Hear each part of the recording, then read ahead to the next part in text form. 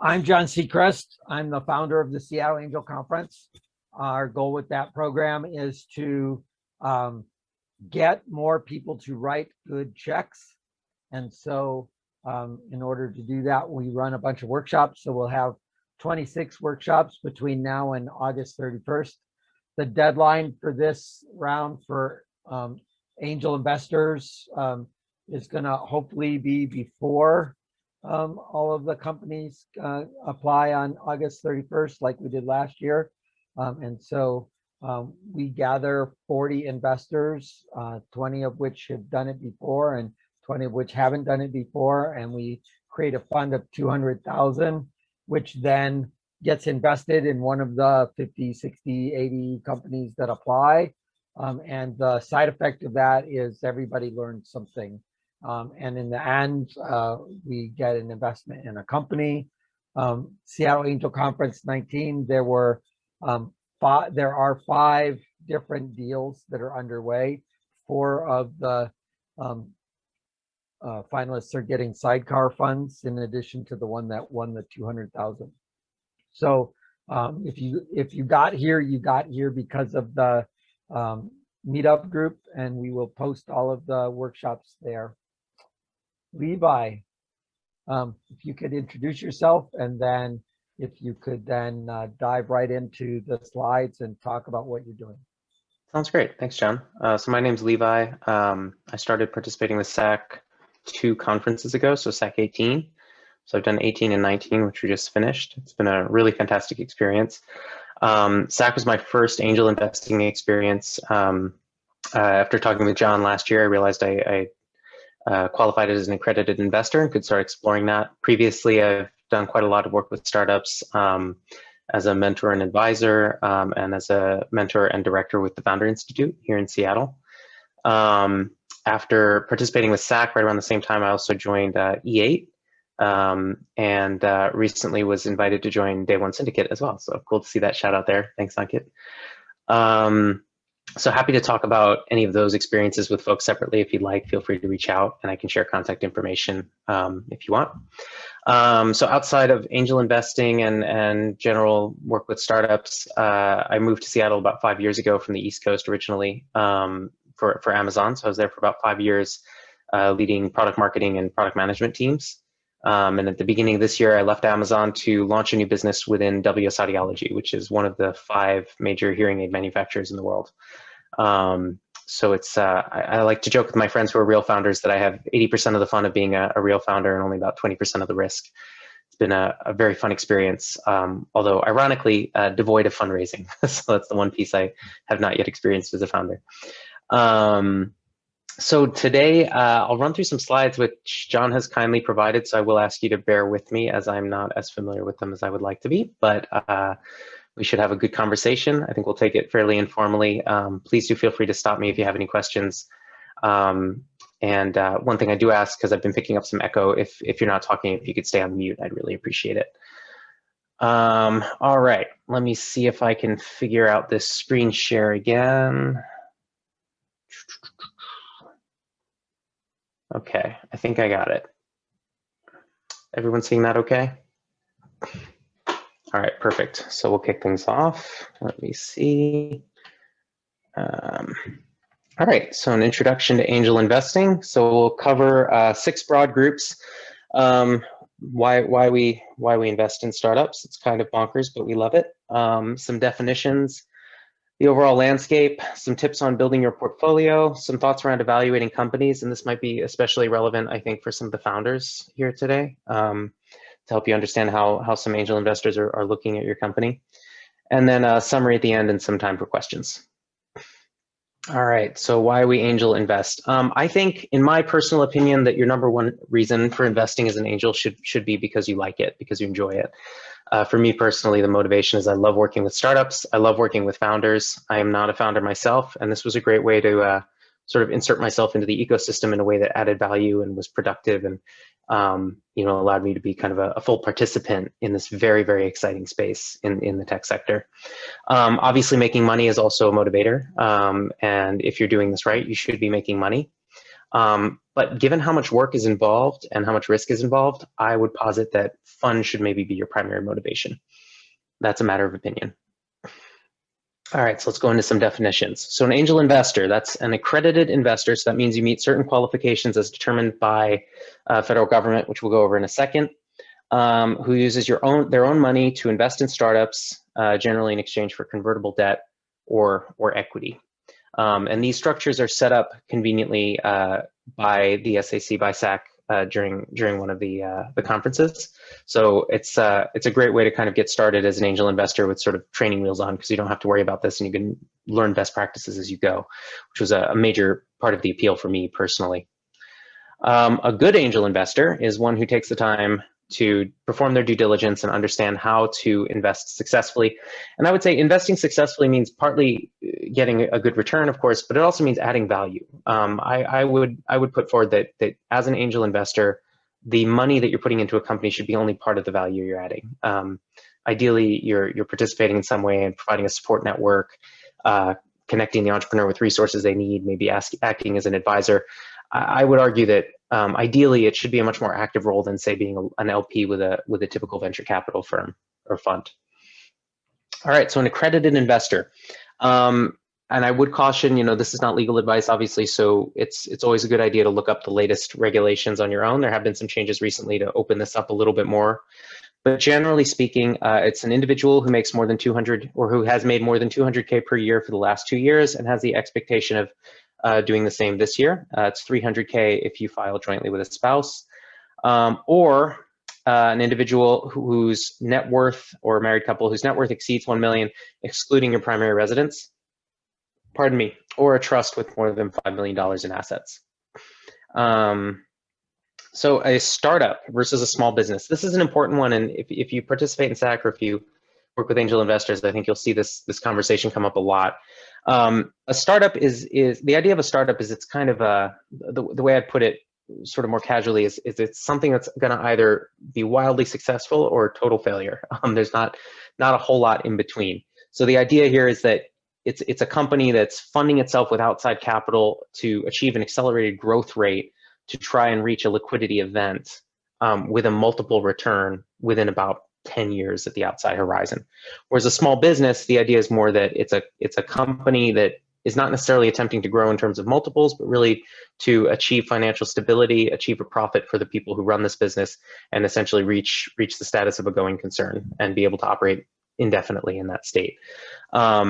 Looking at the way angel investing works and the way venture capital investing works, you're really looking for the startups, because those small businesses, that's a different type of investment. That's not going to give you the kind of multiple return you need to see an overall positive return in your portfolio in general.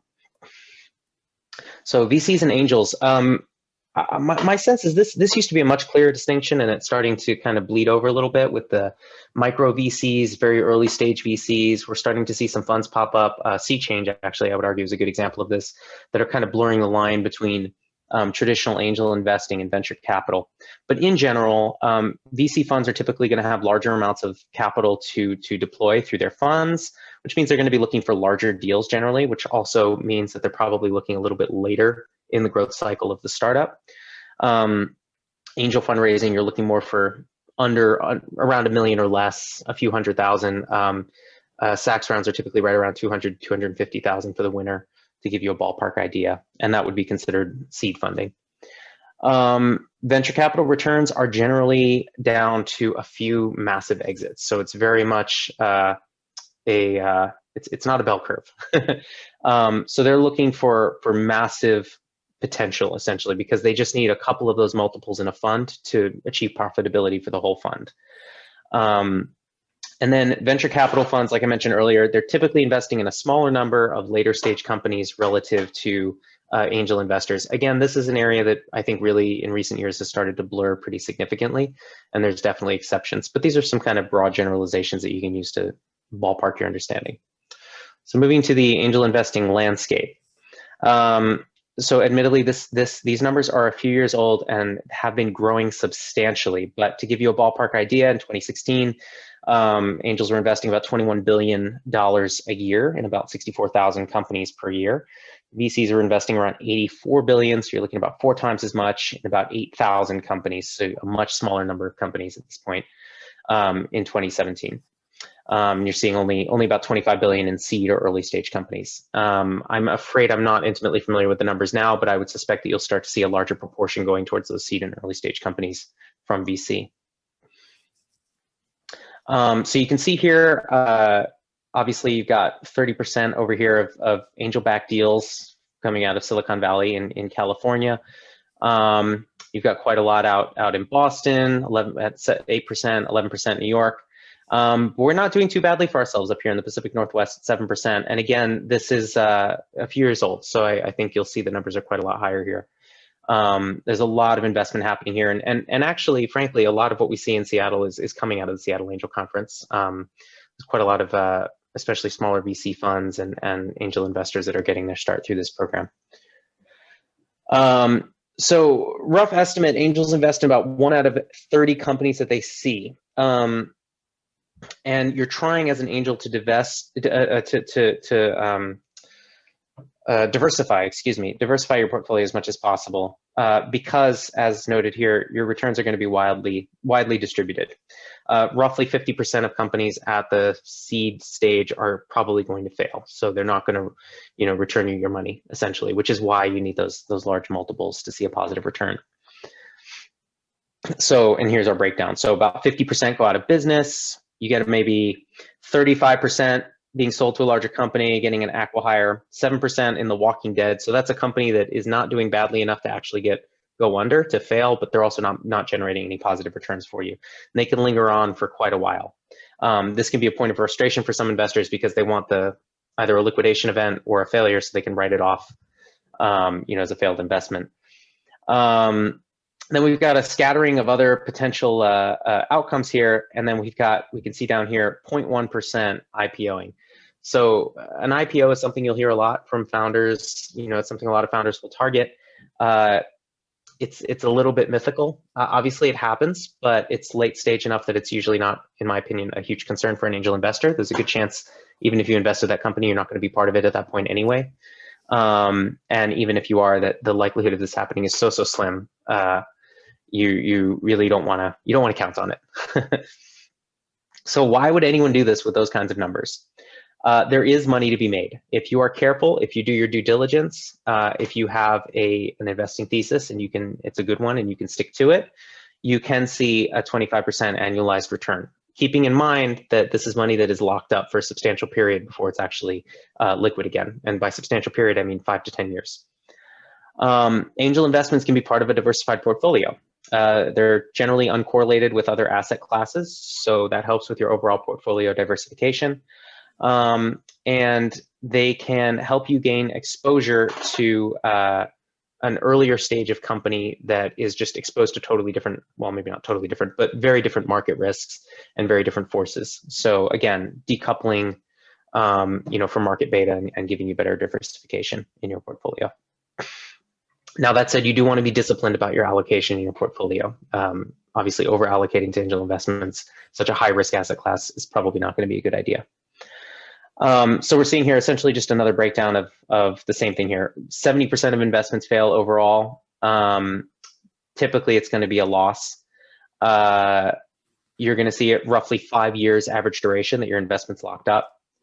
But overall, if you're able to pick companies to match kind of this breakdown of multiples, you can see around a 2.5% or 2.5x exit multiple. So that equates to about a 22 to 25% IRR over that holding period. So there is potential for very, very positive returns here. I'm going to skip through this bit. This is mostly restating what we've just discussed. So then lastly, coming back to the point that I made earlier about having fun, there's a lot to learn here, and there's a lot of fun to be had, frankly. Some of the most interesting people you're likely to meet are going to be startup founders or other investors, often both. A lot of people do both of those things. They're frankly brilliant. They've got an incredible idea. They're a little bit bonkers, the founders, I mean. And working with people who have that level of passion, that level of dedication, is one of the most inspiring things I've personally ever done with my career. It's incredibly rewarding. And then, as I made the point earlier, if you're an angel investor, I would really encourage you to consider what you're bringing to the table to be more than just the money. You don't want to harass a founder or annoy them, but you can help. You can really help. You can make a significant positive difference for a founder here with the other assets that you bring to the table, your own skill set, your network, etc. All right, so let's turn to building your portfolio. So again, diversification is key here. So you want a sort of a minimum number to see a positive return. Around 20 investments is generally considered a good ballpark figure. And again, that's assuming that's not 20 picked at random, but assuming that you've done your due diligence. There's a very strong positive correlation between the amount of due diligence put in and the likelihood of a positive return. John shared a link to David Rose's book on angel investing in the chat. I highly, highly recommend reading that, and he has some of the breakdowns of those associations in that book as well. And as I mentioned earlier, you want to invest a portion. So you really want to be very disciplined about how much of your investable cash flow is going towards seed stage or pre-seed investments. So guidelines, ballpark 5 to 10% of your assets, not including your primary residence, or about 10% of your free cash flow. And you're trying to look for that 25% internal rate of return. Although that's a bit pie in the sky at this stage, you're not really going to know if you reach that, of course, for about another 5 years at a minimum. And so this is essentially just restating the case. The larger your portfolio, the likelier it is to have an overall positive return. I'm going to skip through this one as well. So building a portfolio, typically, again, outside of SAC, you're looking at a minimum investment as an angel of around $25,000. Now, for me personally, that's too high. I could not, sorry?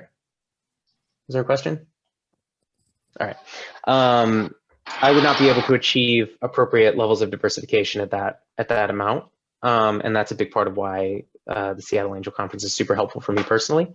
And that's not to say it's guaranteed, but I would encourage you, if you're talking with founders outside of SAC, if you're talking individually, to just make plain what kind of number range you're looking at so that you're not wasting their time. Some founders will be totally open to a much smaller check, others not so much, but you can maintain a much more positive relationship if you're upfront with them and don't waste their time.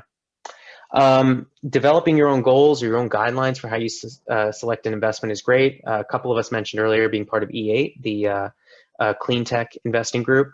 Personally, that's a huge area of interest for me. That's an area where I like to invest or try to invest. You can be an impact investor. You may have certain sectors that you're particularly interested in, but having kind of a rough concept of what you're looking for, what your goals are, is a really great idea, and they don't have to just be financial goals. Lastly, learning how to invest as part of a group investment. As an angel investor, especially if, like myself, your investable assets are maybe not as large as you'd like them to be, you can put together all kinds of special purpose vehicles or LLCs to invest and pool your assets and be able to gain access to opportunities that you might not have otherwise been able to access. So there is a relationship between having expertise in the industry that you're investing in. So there is certainly a lot to be said for that. So what we can see here is, if you have higher industry expertise, you may have, or I'm sorry, it's about 50%, but when related, you're looking at around 14 years of experience in that space.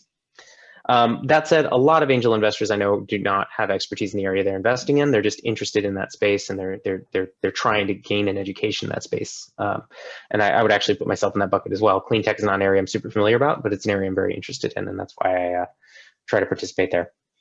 This is what I was referencing earlier. So we can see after about 20 hours or more of due diligence on a particular company, you start to see a 2x multiple in the potential returns. So the time spent on due diligence really pays off. And this again, great group activity. Getting some other eyes on it, on a company and other opinions, other areas of expertise can be massively advantageous. So again, investing in a group can be a really big advantage here. So you have some different options. You can invest solo. You can join an active angel group like Sea Change. You can join a more passive fund like E8, for example, where you will have access to deal flow, but it's essentially up to you to work with other investors and figure out how to put together, a syndicate or a fund, or just invest solo if you want. You have managed funds like Founders Co-op. event funds like the Seattle Angel Conference, where we're running it over a fixed duration. We pick a company at the end, that's it, and then we start all over again. Different angel networks. So you have Alliance of Angels, Grubstakes, Kiretsu, etc. You have different kinds of online platforms that often will do syndicated rounds. So AngelList being probably the most famous here. And then micro VCs and accelerators. So a lot of the larger accelerators have associated funding units. So you've got Techstars, Pioneer Square Labs. I know Bob Crimmins over at Startup Haven just launched a micro VC fund as well, support some of the startups going through that accelerator. So a lot of options there, and I feel like they're just mushrooming in the Seattle area. There's some really exciting opportunities around the Pacific Northwest generally. All right, so moving over to evaluating companies. So this one I think is very interesting. This is a breakdown of why startups fail, and you'll see no market need right on the top. In my personal experience, customer development is often a big problem for a lot of startups. They'll build a very logical case as to why their product is superior than the incumbent that's on the market, or maybe there is no incumbent on the market. You know, they'll essentially point out why it's better cost, better value, et cetera. But often when you press, you'll find that they never really took the time to actually talk to the customer and find out if the customer would use the product. You know, and there can be a lot holding people back here, and that's honestly from adopting a new product. That's a whole other conversation. But one personal sort of litmus test for me when I'm talking to a startup is I always ask them what their competition is. And if the founder says, well, we don't have any competition, that's a clear sign to me that they have not done appropriate customer development. Because your customer always has an option and it's not using your product, and you need to address that as a competitor. So what I'm leading into here is I think it's very helpful when you're talking to a founder, when you're talking to a startup, performing a due diligence, is try to understand what you think are the major existential failure points. Is it possible that the product could be what kills the company first if the company goes under? Is it that there's no customer demand for it, it's market related? Is it that there's some issues with the team? They don't have a core competency. The co-founders don't work well together. Maybe the cap table doesn't make any sense. You know, and identifying what that core issue is can be really helpful, because then you can dive into it. And if that's the first sort of landmine that you think is presenting an existential risk to the company, if you can satisfy yourself that you're correct, that's the biggest risk, and that it's manageable, then that's a really great first step to determining that this might be an investable option for you. That said, I wouldn't get too hung up on the top 20 reasons here. It's an interesting list, but it's not necessarily going to be reflective of your experience talking with startups.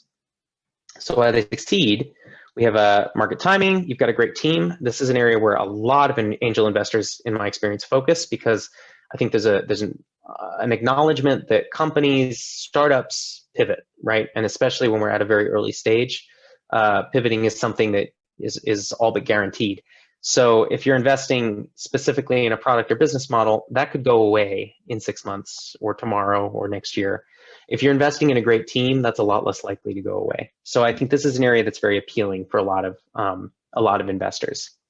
A great idea is important, but it is not what founders often think it's cracked up to be. You know, there's execution, and there's a great team, and there's an investable business model. All of these things need to come together. And of course, funding, adequate funding is critical. So all of these other factors falling in line can become something of a self-fulfilling prophecy. All right, so what makes a great company? Some areas to look for. The market opportunity. Does it seem clear? Have they done their customer development? Is the product or solution, does it make sense? Is it well designed? Does it seem suited to the customer need? Does the team have the competencies required to drive success in this space? Do they work well together? If additional competencies are needed, do they acknowledge and recognize that? Are they taking steps to correct gaps in their support? Do they have evidence of traction? This is one where I'd caution any prospective angel investor to be very flexible in your thinking. A lot of times I think investors look for very specific evidence of traction, and by doing so, you're also committing yourself to a very specific life cycle phase of the startup. That's perfectly fine, but just acknowledge that that's what you're doing. So it's not appropriate, for example, to go talk to a pre-seed startup that's still in product development phase and say, well, if you don't have any monthly recurring revenue, I don't want to invest. Of course they don't. They're still building the product, right? So just be aware of the tie between those things. Execution and the business model. How are they growing this company? How are they building it? What does the business model look like? I would add to this, what does the revenue model look like? What does the pricing model look like? These are all important considerations. And then lastly, evidence of execution. I think this one is very important, especially in an early stage. Later stage, obviously, they're already executing, they're selling a product.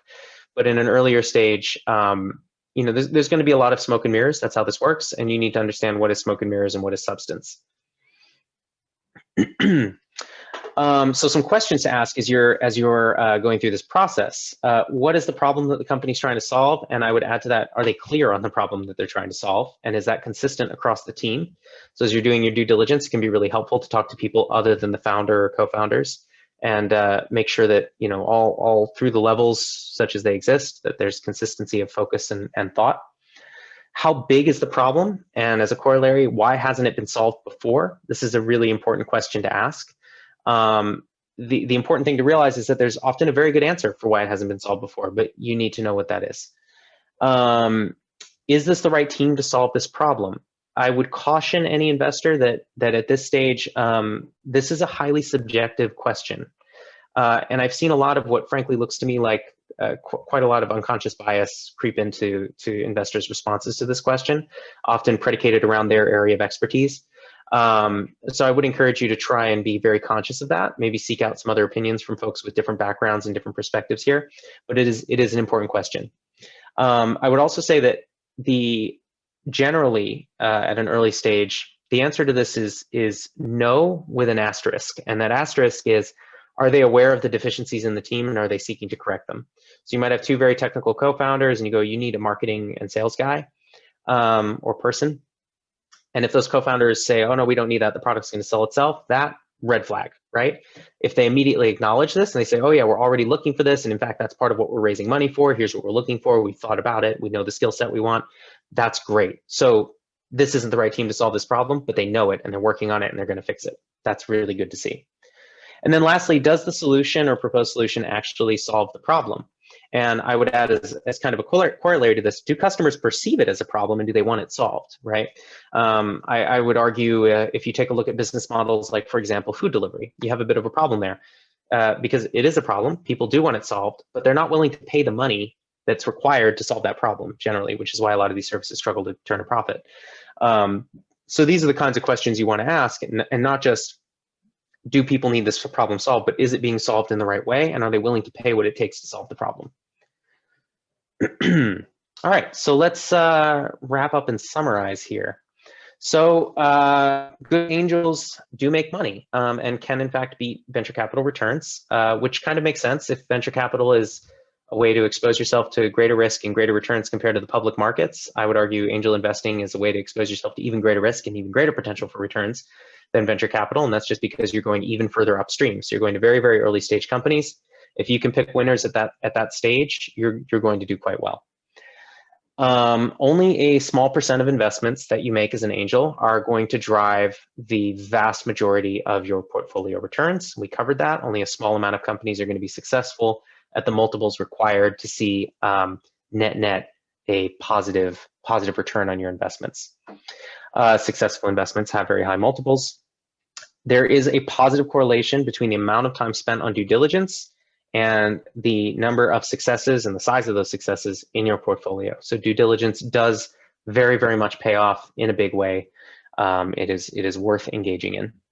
Whoops. And lastly, and this is really a great point, the Pacific Northwest is an excellent place to invest. We've got a wide variety of companies here. We've got a ton of entrepreneurs. We've got folks coming from some of the biggest, best, most successful companies in the world, all centrally located right here in our backyard. And alumni from those companies are starting the startups that will be the giants of tomorrow, right? I think it's a very exciting place and time to be if you're positioned to be an investor. Let's put it that way. So lastly, some very critical points. A portfolio of at least 6 companies makes profit more likely than not, but if you really want to drive positive returns and be pretty assured of positive returns, you want to aim for a portfolio of around 20 companies at a minimum. Any data that you review should very, very much, including the data in this presentation, be taken with a grain of salt. Some of it's old, some of it's incomplete, some of it may be misleading intentionally or otherwise. there are many ways to spin this information, and you can certainly cherry pick what you want. So very much take that with a grain of salt. I'm going to leave off the resources here. I'm sure John can share those if anybody would like to review them. But I think I'll wrap there and open up to any questions. Let me stop sharing my screen here. I hope I didn't butcher your deck too badly, John. No, you did fine. Does anybody have any questions or thoughts? Hey, this is Sukanya. I had a quick question. This was really helpful. I want to understand, how do you do due diligence on such early stage companies? That's a great question. So I would say it's as much art as science. And I'm sorry, am I still sharing my screen? Yes. Yes, you are. This is very annoying. My apologies. Oh, I see. Okay, there we go. Sorry about that. So it's like I said, it's very much, I would say almost more art than science. It's good to have a central thesis that you're looking for. It's good to have an idea of kind of what you're looking for, what red flags you're looking for. I would say, I think everybody's approach is different, but in my case, I'm essentially looking for a reason not to invest to begin with. I'm looking for any red flags, anything that really concerns me about the company. If I don't see anything like that, anything that makes me go absolutely not, then I'm looking for a reason to invest. And one of the benefits with SAC is that we actually have an immediate comparison, right? So you're not looking at the company in isolation, you're looking at it in comparison to several other companies as well. So, depending on the size of your deal flow, right, and how many companies you're reviewing, I think a first step is often just ruling out options. One thing that I think is very, very important, because I think a lot of times folks get a little bit hung up on, is looking at numbers and looking at financials. It's make-believe at this stage, right? It doesn't really mean a whole lot. When I'm looking at, and to be fair, my background's in marketing and product, finance is not my strong suit. But when I'm looking at financials for a company, I'm really less concerned about the financials themselves, and I'm looking for internally consistent logic. So what I'm essentially trying to see is, does the narrative that the founders have constructed, does it make sense? Can I agree with it? Does it seem plausible? Have they mapped out a course that I could see actually happening? Acknowledging that the likelihood of things happening as the founders have planned is slim to zero, but it at least needs to be plausible.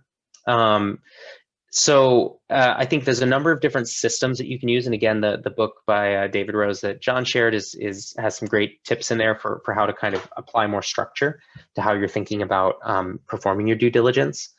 But yeah, to summarize, I would say, it is highly subjective. Don't get too hung up on numbers and financials. Be looking for red flags, for failure points. And then once you've ruled out those failure points and the companies that you don't feel comfortable with, then you're looking for a reason to invest. And often I think you'll find at this early stage, that's really going to focus a lot around the team and the product market fit for a lot of people, for a lot of investors. Thank you. Mm-hmm. I think one of the things, Levi is not excited about the financials, but they're vitally important to engage in, because they show the assumptions that people are making. That's the first set of mistakes.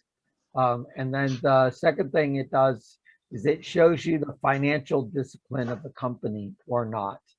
And if they might have assumptions that need reworking, but if they don't have financial discipline and control over their processes, then a lot of other things can go sideways really fast all by itself. I see your hand up, Wes. Yeah, I think I was just going to ask something you brought up earlier in the presentation, and thank you for the very insightful presentation, Levi. I think the question I have is for the audience is, you talked about market or investment thesis, and I think we will probably delve into this more in later workshops, but from your perspective, an investment thesis, how have you found a path to investment thesis for yourself? That's a good question. And honestly, Wes, I think I'm still working on that, to be totally frank. I think I don't know if it qualifies as a thesis exactly, but a few points, and I've tried to share in this presentation that I've looked at. One is I try to be conscious of my own biases, right? And I don't mean that necessarily in just, you know, the DEI kind of sense, but also just, you know, things like I tend to look at a tech-oriented business model, a SaaS business model, and go, oh yeah, that's probably got legs, that's more viable. And it's really just because, you know, it's the inverse of the Dunning-Kruger effect. I'm a little bit more familiar with that.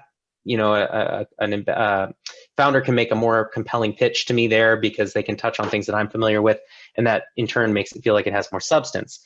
Whereas in the last SAC, I joined the due diligence team for a healthcare company, a biotech company, and that's an area that I'm really not familiar with. So it was very different, and I had significant doubts going in, and I walked out really just kind of in love with the company.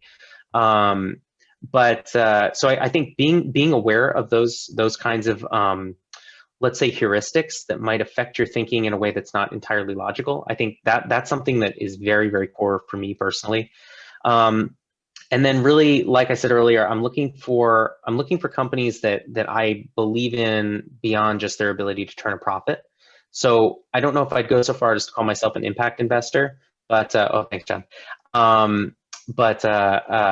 You know, I definitely appreciate the opportunity to invest in a company that I think is going to make a positive difference in some way, right? Now that said, you know, if I see a company that's offering a new marketing solution suite and I think it's great and they're filling a need, I have no issues investing in that company.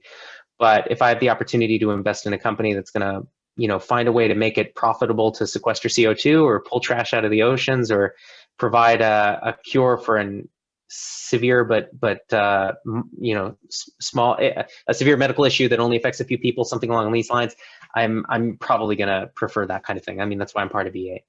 So I guess I would say I'm maybe out of these sort of disparate factoids, I'm coalescing a thesis. So I'll get back to you next year. Fair enough. No, that's great. Thank you so much.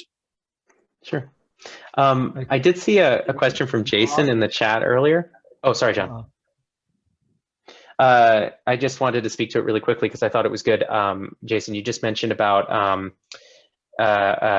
whether, you know, this growth in micro VCs and accelerators is causing saturation in the ecosystem here, if I'm paraphrasing you correctly, which is actually, I think, a great question. And I think it's something that we should all, as participants in this space, be asking ourselves on a regular basis. I think at this point, my answer would be no. I think there's a lot of demand here. There's a lot of interest. We're still seeing, you know, we're seeing a lot of successful companies.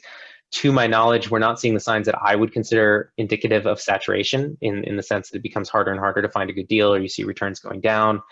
You know, that said, the more interest there is in startups and startup investing, the more cash you're going to see getting thrown at companies that probably shouldn't be getting that much cash. But I don't think, well, as John just said, I don't think we're really anywhere near a saturation point just yet. I would say there's way more scope to expand, I think, before we have that to worry about. So we got a bunch of hands up. I guess I'll just call on some folks. I apologize. I didn't see the order they went up, but I'll start with Marav, if that's all right.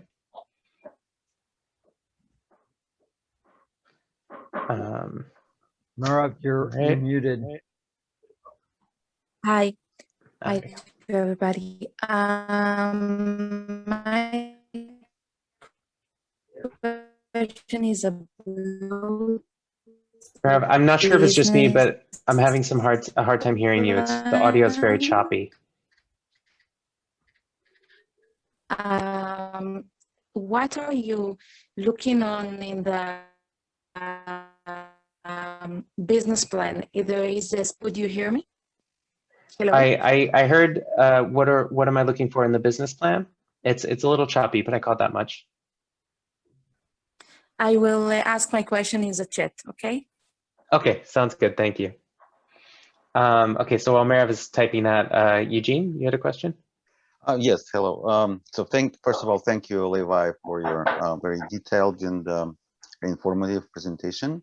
And the first question is if it could be available in download or in replay or something, because I would like to share it not only with my co-founders, also with a few potential angels that we're contacting, especially those who are not so proficient in investing in startups yet. Sure. trying to get into it. I think, as I saw, your presentation was targeted not only to founders, but mostly to potential angels, right? Who might join the conference and join your pool and put funds together or whatever. And I think it's very, very important because most of the events I attended was mostly focused on educating founders like myself, for example, while in the angel community, I haven't seen one like this yet, okay? And what I've seen in my experience with people like this, they have very little understanding of the process. They have big problems with understanding what convertible note is, for example. They see as convertible note as some kind of scammy way of getting the money. No, seriously, it sounds funny, but I talk to people and I said, oh, how much share are going to get? I said, we cannot provide you the share at this stage because we don't want to screw up on valuation. You know, if we're going to, on this early stage, while we're still in the active development of the product, we cannot really provide you the proper valuation until we get the product on the market, at least at some point. Okay, so we can only speculate on valuation, and if we're going to fix the valuation right now, it's going to be a huge problem for everybody. I would encourage you, you know, if you're dealing with that kind of thing, Eugene. I mean, you know, obviously you're in a position where you need funds, right? You're kind of the you're not in a position to demand quite as much, but you know, a terrible investor can be a massive problem, and you know, much more of a detriment than their money is worth. So, you know, if you're encountering that kind of pushback and maybe lack of familiarity with the specifics of early stage investing from an investor, it might be worth considering whether or not you really want that investor on your cap table. Just a thought. Well, I agree. But in many cases, first of all, they're interested in what we're doing. Second, there is some history of personal relationship which builds a trust, so they know who we are, and that's important. You know, because it helps to build this connection. It's much more difficult sometimes to approach the project to outside, not outside. I'm saying to people not familiar who we are, okay? Because they have their own ideas, you know.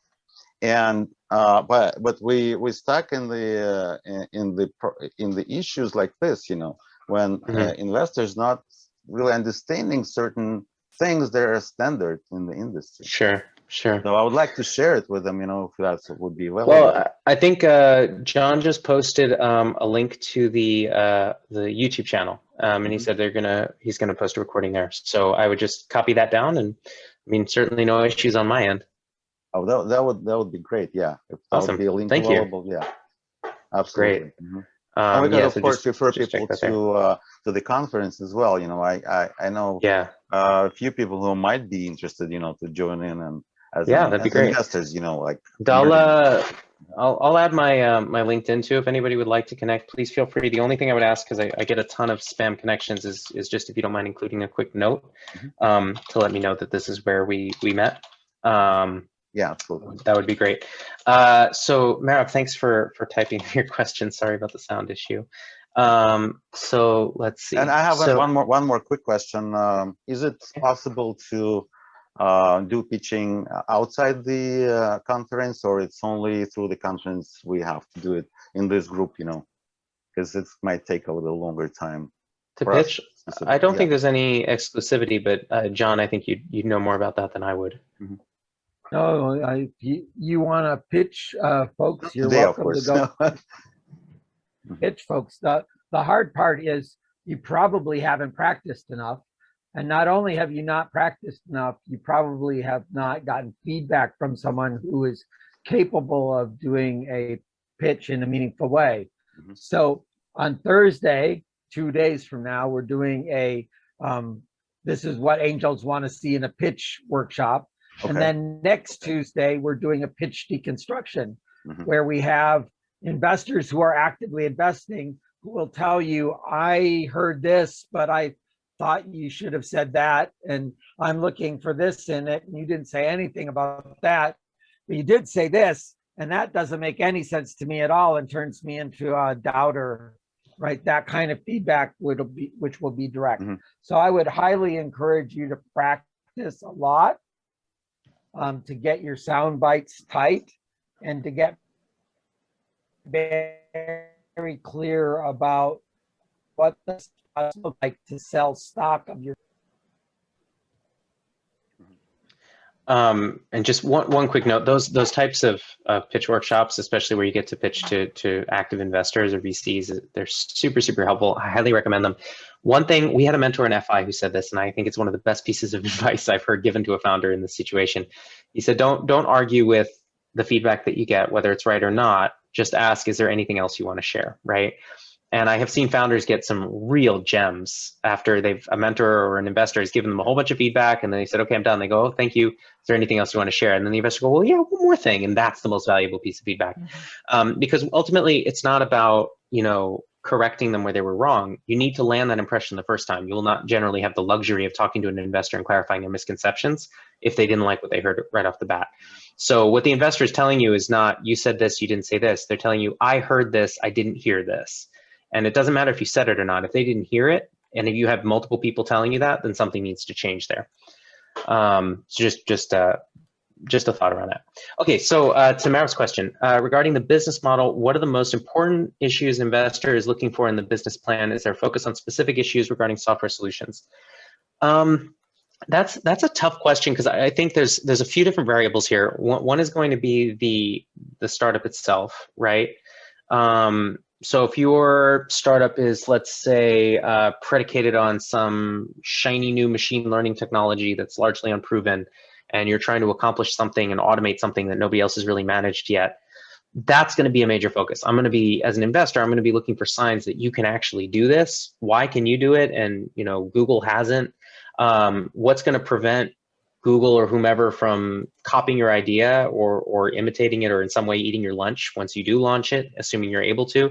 So I'm going to be looking for kind of proof around that space. It's also going to depend, pretty heavily on the investor, right? A lot of investors are going to be, they might be looking for product market fit. They might be looking for the team more. They might be looking for interesting technology. A moat is a big focus that a lot of investors have. In general, my thinking would be taking advantage of those kinds of pitch deconstructions and getting the chance to get your pitch in front of investors is going to be very helpful.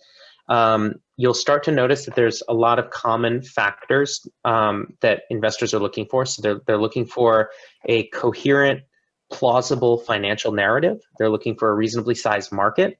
They're looking for a great team. They're looking for a compelling argument towards product market fit and a convincing argument that you can in fact develop the product that you've described. They're going to be looking for some deep thinking around your competitive landscape. And they're going to be looking for the possibility of growth. What makes you think that this has legs, that this can grow? And what's the narrative on that? Is it compelling? Does it make sense? Does it hang together? So broadly, those are the kinds of things I'd be thinking of. And then I think really beyond that, it's gonna depend on the investors you're pitching to, and very much so on your industry, on the product, what you're trying to accomplish. The best way to discover that, like I said, is try and pitch to investors, try and pitch to VCs as much as possible, pitch to mentors, anyone with experience here, and they're going to immediately grab onto those rough spots, and they're going to drill on them, and they're going to ask you about them, and you'll figure out pretty quickly where the areas that need to be refined or clarified or altered to make a more compelling narrative.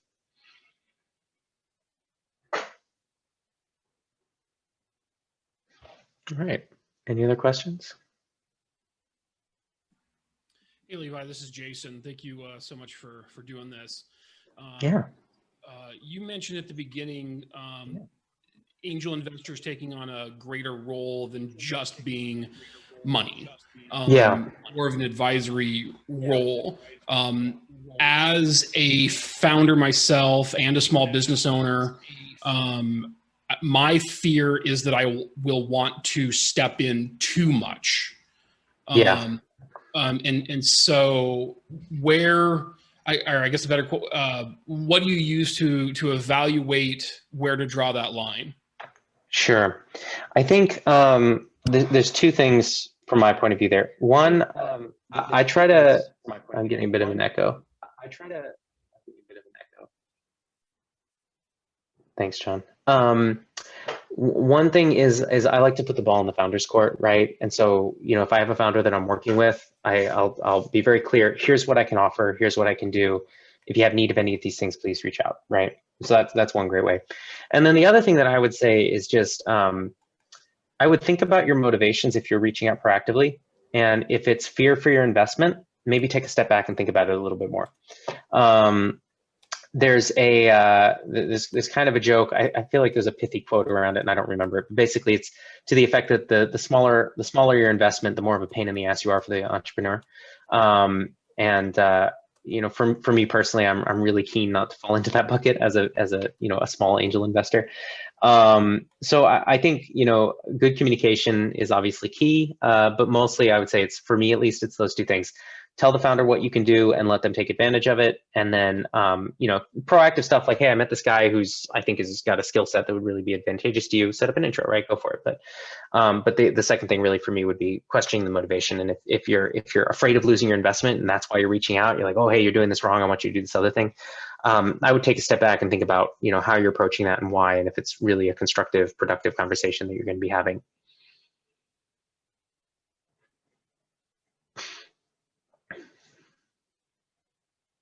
Thanks. One of the things that I think is important is that a vast majority of people coming into SAC do not have the understanding as a company that they are actually the ones setting the framework for the terms of the deal.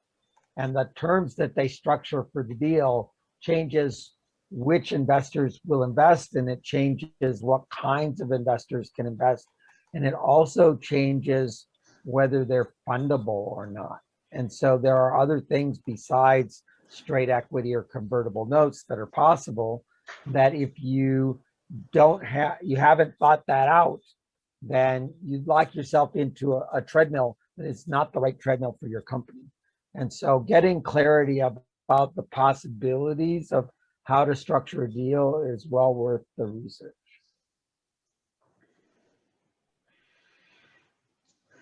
We will talk about that.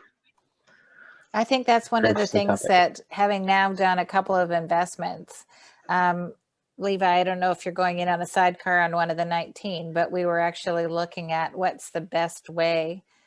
SAC has totally gone through looking at what are the deal terms that we should be negotiating, but how is the best way to do that with the actual founder when it's not the winning company, but one who actually wants to come along and get some additional funding.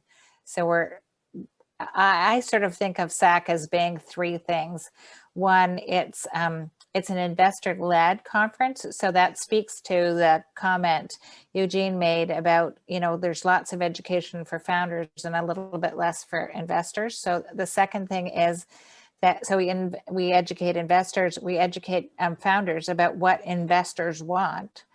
And the third thing is we actually help people who want to become fund managers to see what's a good deal look like and how would you structure that. So those three prongs are really unique that this particular program has. Yes, totally agree. It's a huge advantage.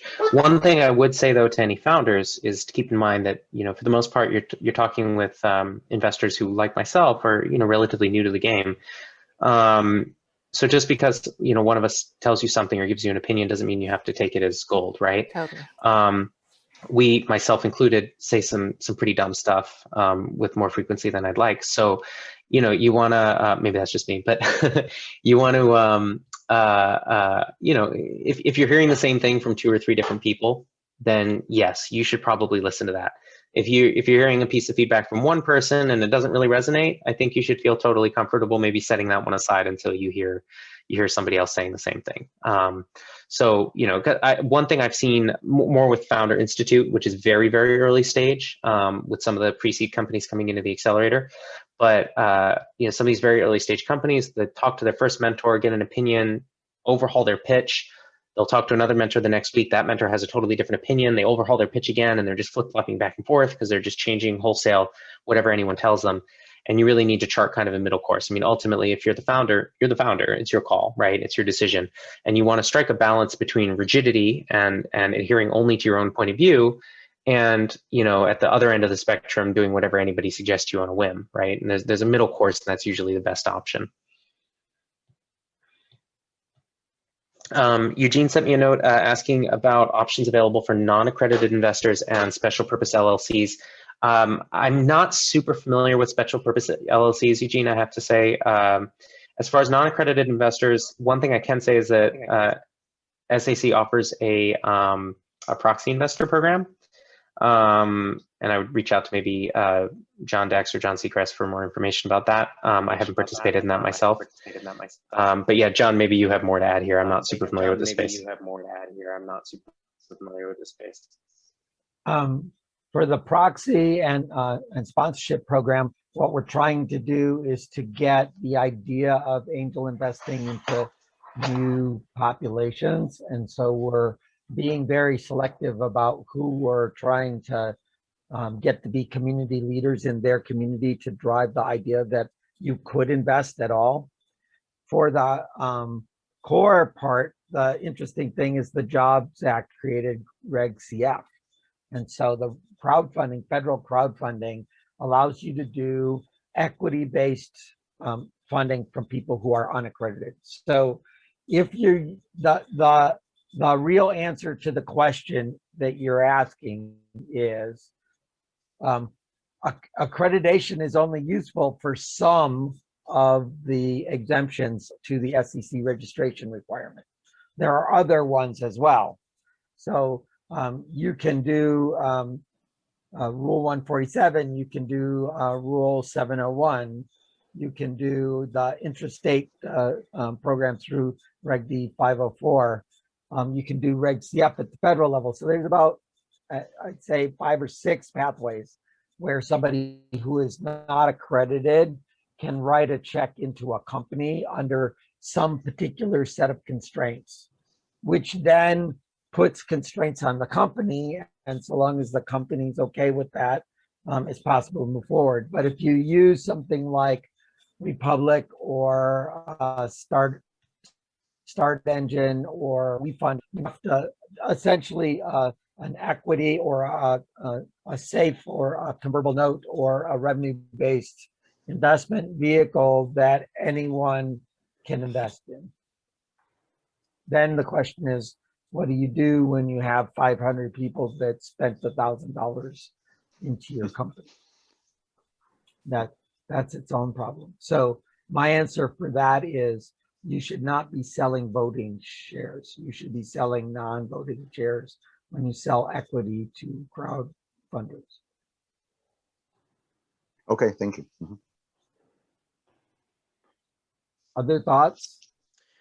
One thing I would just add there too is you want to think about not just the current round, but how it sets you up for future rounds.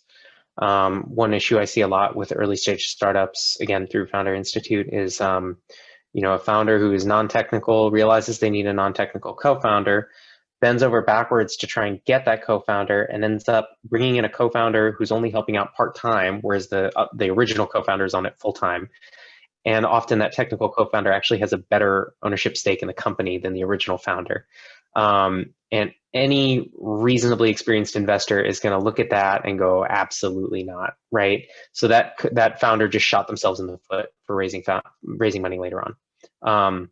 So, again, if, like John was talking about, the constraints that you may have to accept, if those are constraints that will affect future investors, that might not be worth it, right? So it's, I think, very important to think about not just what your terms mean for this round, but also what they mean for subsequent rounds as well.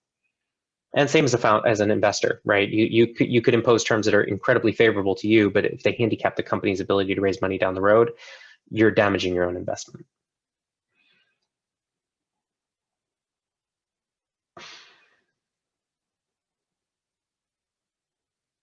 Any other questions? Cool. Well, this has been a lot of fun. Thank you all. Cool. So I've posted into the chat the list of the workshops we've figured out. You can find those all in our our meetup group as well. Let me type that in just so that it's at the bottom. Though we will be adding more, so there will be one from for every Tuesday and every Thursday from now until the end of August. And we'll try to address all these different corners of how teams form, what the finances look like, how I should deal with the deal terms, all of those kinds of things will be in that list. And they'll pop up on the meetup group. So thank you. And come on Thursday to learn how to pitch. Thank you. Thank you, Levi. Thank you, John. Thank you, guys. My pleasure. Thanks all. Thank you. Have a great night. Thanks. Have a good night.